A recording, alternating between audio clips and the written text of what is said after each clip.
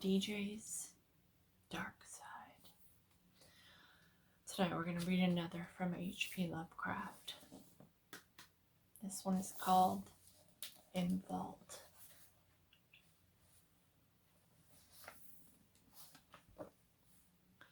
There's nothing more absurd, as I view it, than that conventional association of the homely and the wholesome which seems to pervade the psychology of the multitude. Mention a bucolic Yankee setting, a bungling and thick-fibred village undertaker, and a careless mishap in a tomb, and no average reader can be brought to expect more than a hearty, albeit grotesque, phase of comedy. God knows, though, that the prosy tale which George Birch's death permits me to tell has in it aspects beside which some of our darkest tragedies are light. Birch acquired a limitation and changed his business in 1881, yet never discussed the case when he could avoid it. Neither did his old physician, Dr. Davis, who died years ago.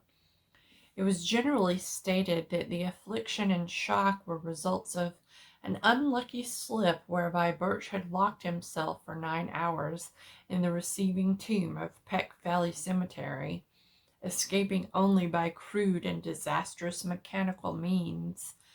But while this much was undoubtedly true, there were other and blacker things which the man used to whisper to me in his drunken delirium toward the last. He confided in me because I was his doctor, and because he probably felt the need of confiding in someone else after Davis died. He was a bachelor, wholly without relatives.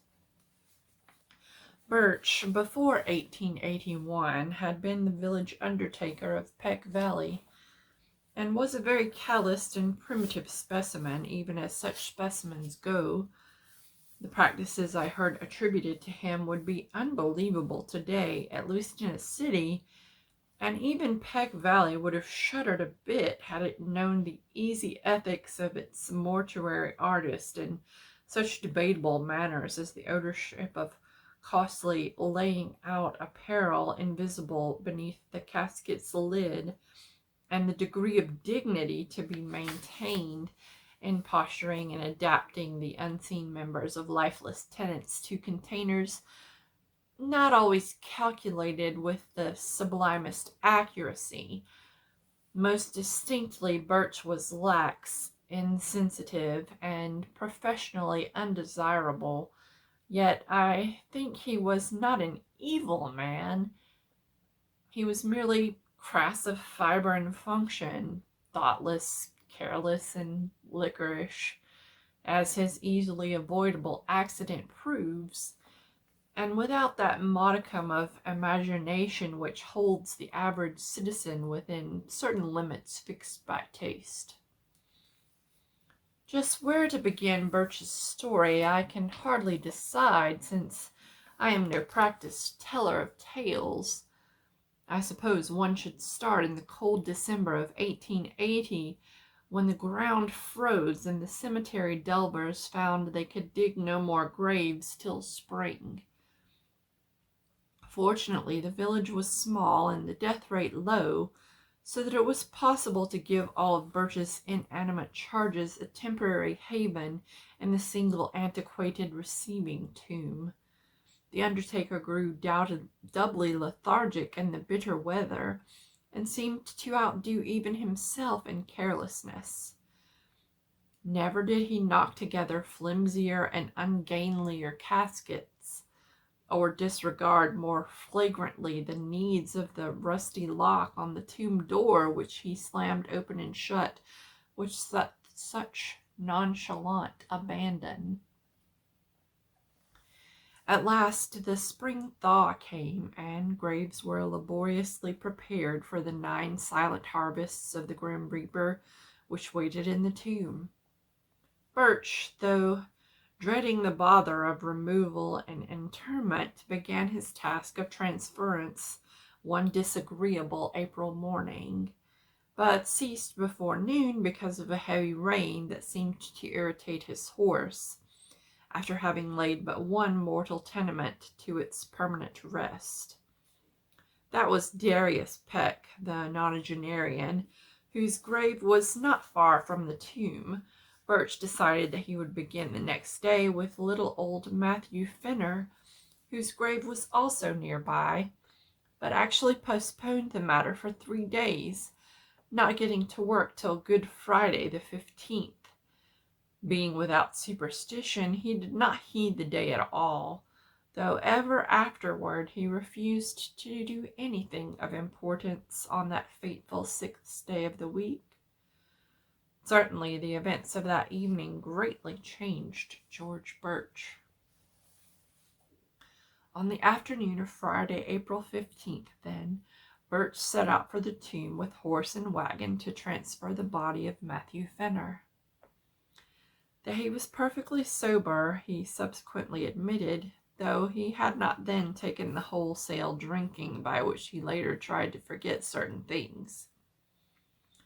He was just dizzy and careless enough to annoy his sensitive horse, which, as he drew it viciously up at the tomb, neighed and pawed and tossed its head, much as that on former occasion when the rain had vexed it. The day was clear, but a high wind had sprung up, and Birch was glad to get to shelter as he unlocked the iron door and entered the side hill vault. Another might not have relished the damp, odorous chamber with the 8 carelessly placed coffins, but Birch in those days was insensitive and was concerned only in getting the right coffin for the right grave.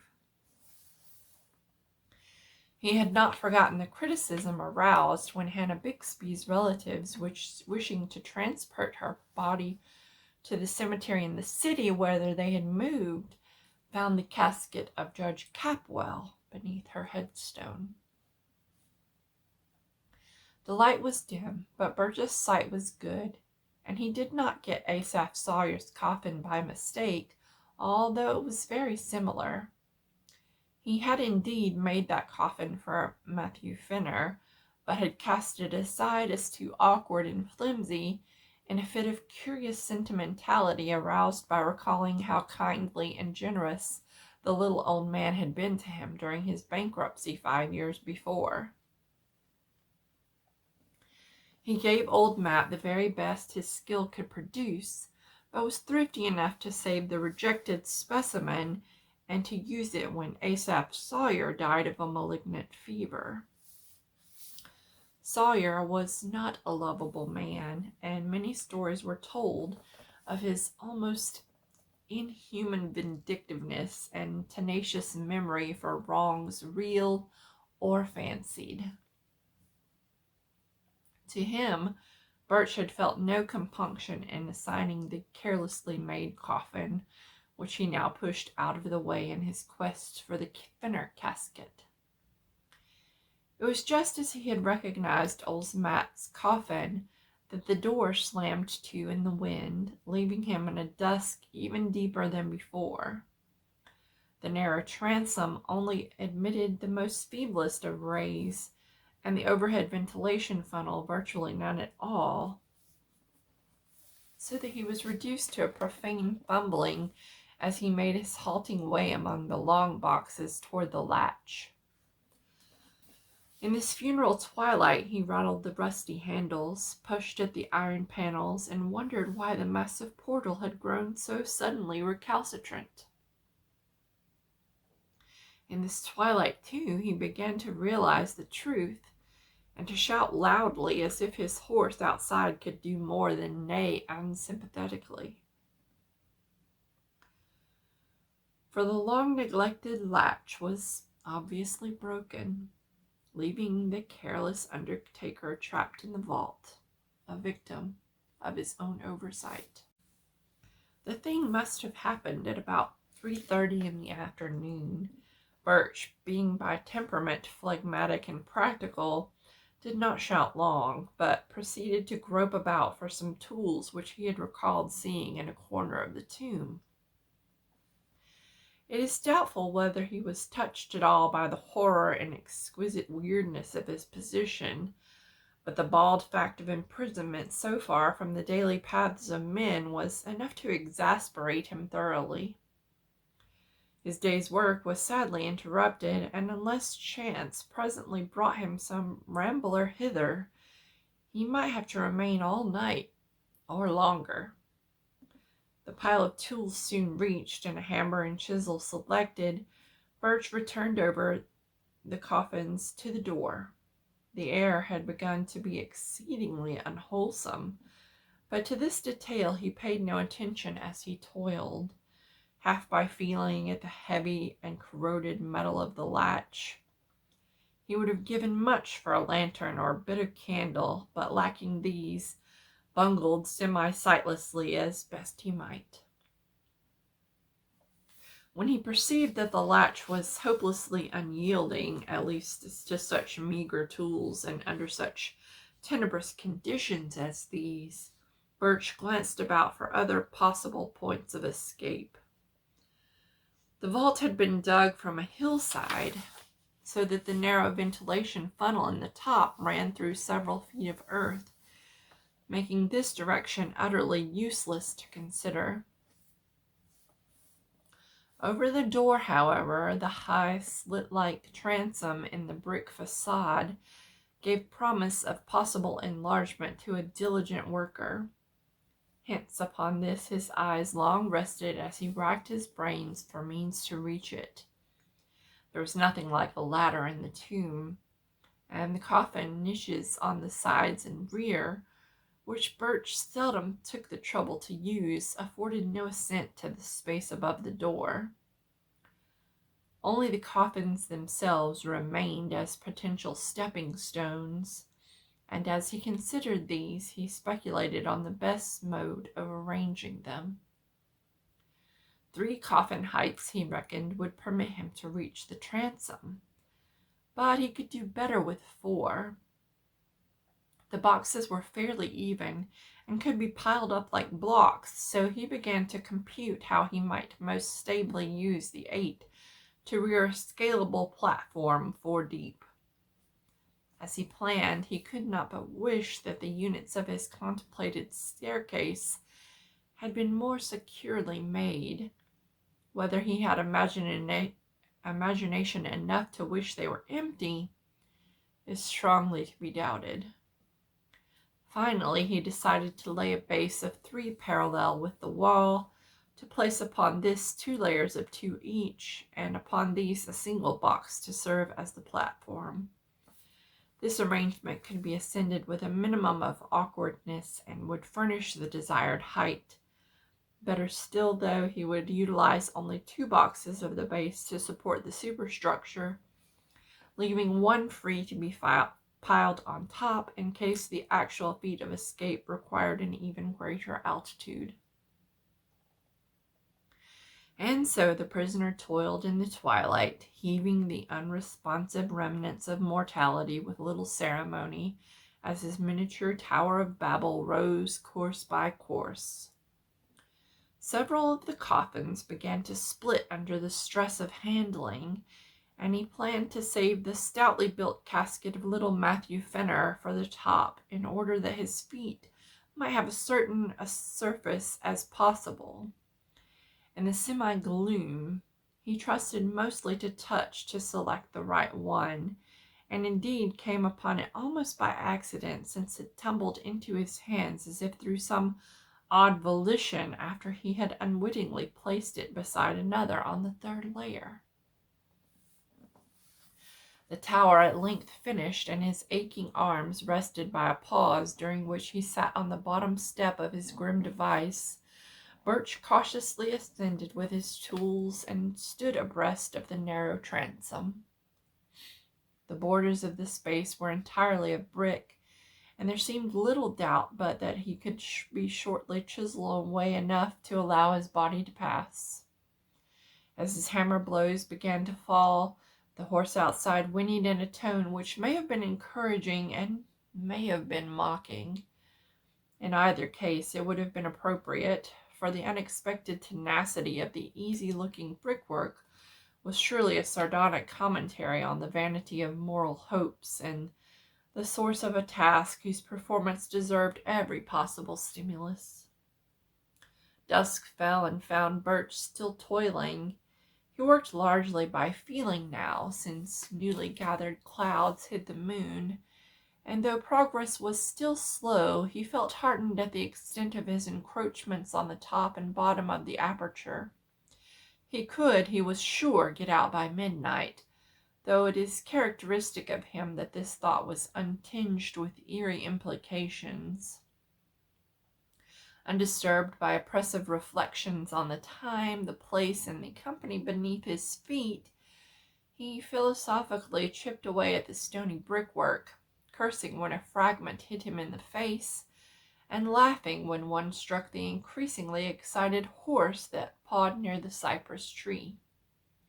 In time, the hole grew so large that he ventured to try his body in it now and then, shifting about so that the coffins beneath him rocked and creaked.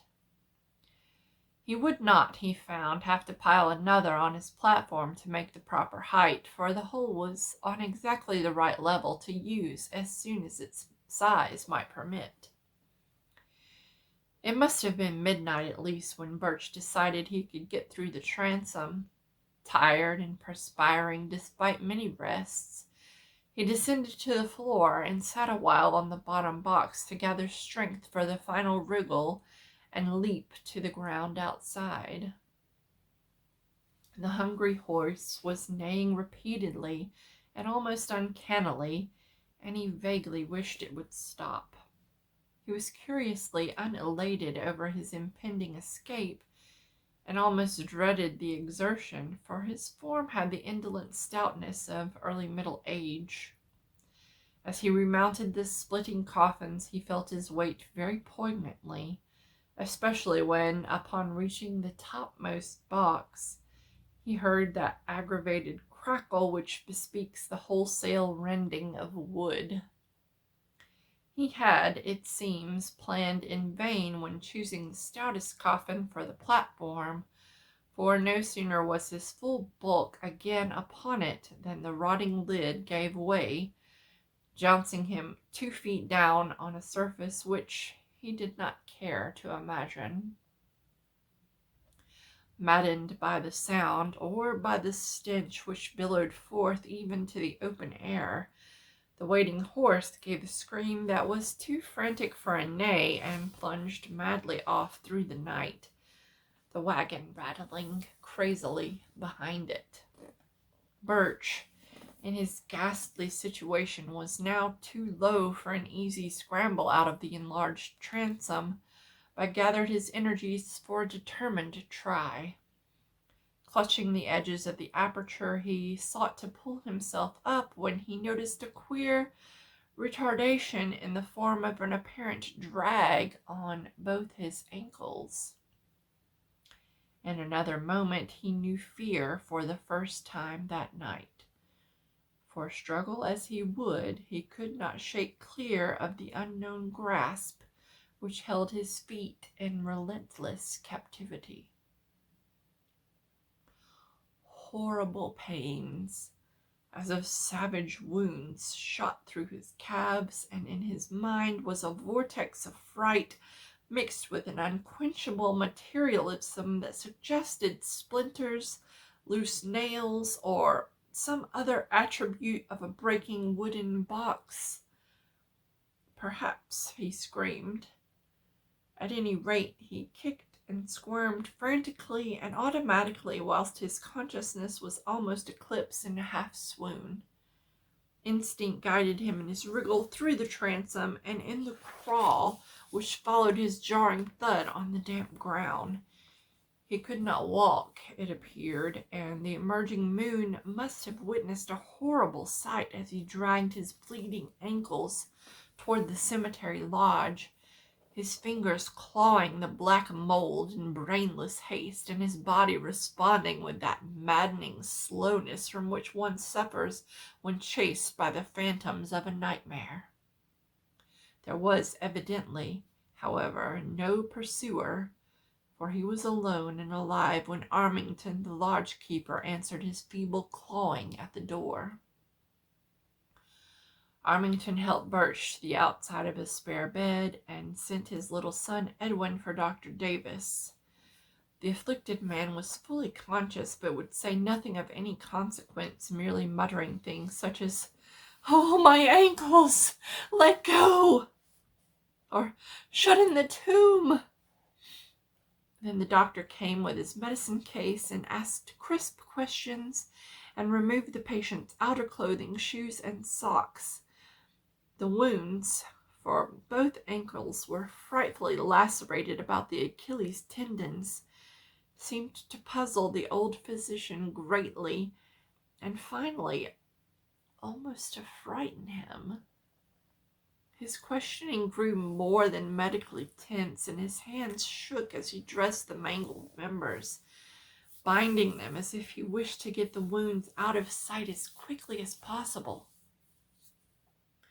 For an impersonal doctor, Davis's ominous and awestruck cross-examination became very strange indeed, as he sought to drain from the weakened undertaker every last detail of his horrible experience.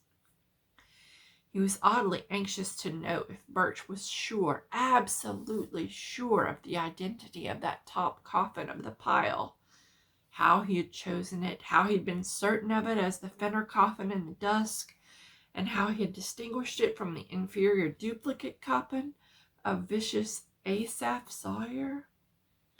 Would the firm Fenner casket have caved in so readily? Davis, an old-time village practitioner, had of course seen both at their respective funerals, as indeed he had attended both Fenner and Sawyer in their last illnesses. He had even wondered at Sawyer's funeral how the vindictive farmer had managed to lie straight in a box closely akin to that of the diminutive Fenner. After a full 2 hours, Dr. Davis left, urging Birch to insist at all times that his wounds were caused entirely by loose nails and splintering wood. What else, he added, could ever in any case be proved or believed? But it would be well to say as little as could be said, and to let no other doctor treat the wounds. Birch heeded this advice all the rest of his life, till he told me his story, and when I saw the scars, ancient and whitened as they were then, I agreed that he was wise in so doing. He always remained lame, for the great tendons had been severed, but I think the greatest lameness was in his soul. His thinking processes, once so phlegmatic and logical, had become ineffectually scarred, and it was pitiful to note his response to certain chance allusions as Friday, tomb, coffin, and words of less obvious concatenation. His frightened horse had gone home, but his frightened wits never quite did that. He changed his business, but something always preyed upon him. It may have been just fear, and it may have been fear mixed with a queer belated sort of remorse for bygone crudities. His drinking, of course, only aggravated what it was meant to alleviate. When Dr. Davis left Birch that night, he had taken a lantern and gone to the old receiving tomb. The moon was shining on the scattered brick fragments and the marred facade, and the latch of the great door yielded readily to a touch from the outside. Steeled by old ordeals in dissecting rooms, the doctor entered and looked about, stifling the nausea of mind and body that everything in sight and smell induced. He cried aloud at once, and a little later gave a gasp that was more terrible than a cry. Then he fled back to the lodge and broke all the rules of his calling by rousing and shaking his patient, and hurling at him a succession of shuddering whispers that seared into the bewildered ears like the hissing of vitriol. "It was Asaph's coffin, Birch, just as I thought. I knew his teeth with the front ones missing on the upper jaw. Never, for God's sake, show those wounds. The body was pretty badly gone, but if I ever saw vindictiveness on any face, or former face, you know what a fiend he was for revenge. How he ruined old Raymond 30 years after their boundary suit, and how he stepped on the puppy that snapped at him a year ago last August. He was the devil incarnate, Birch, and I believe his eye for an eye fury could beat old Father Death himself. God, what a rage! I'd hate to have it aimed at me. Why did you do it, Birch? He was a scoundrel, and I don't blame you for giving him a cast-aside coffin, but you always did go too damned far. Well, enough to skimp on one thing some way, but you knew what a little man old Fenner was. I'll never get the picture out of my head as long as I lived. You kicked hard, for Asaph's coffin was on the floor. His head was broken in, and everything was tumbled about. I've seen sights before, but there was one thing too much here. An eye for an eye. Great heavens! Birch, but you got what you deserved. The skull turned my stomach, but the other was worse. Those ankles cut neatly off to fit Matt Fenner's cast-aside coffin.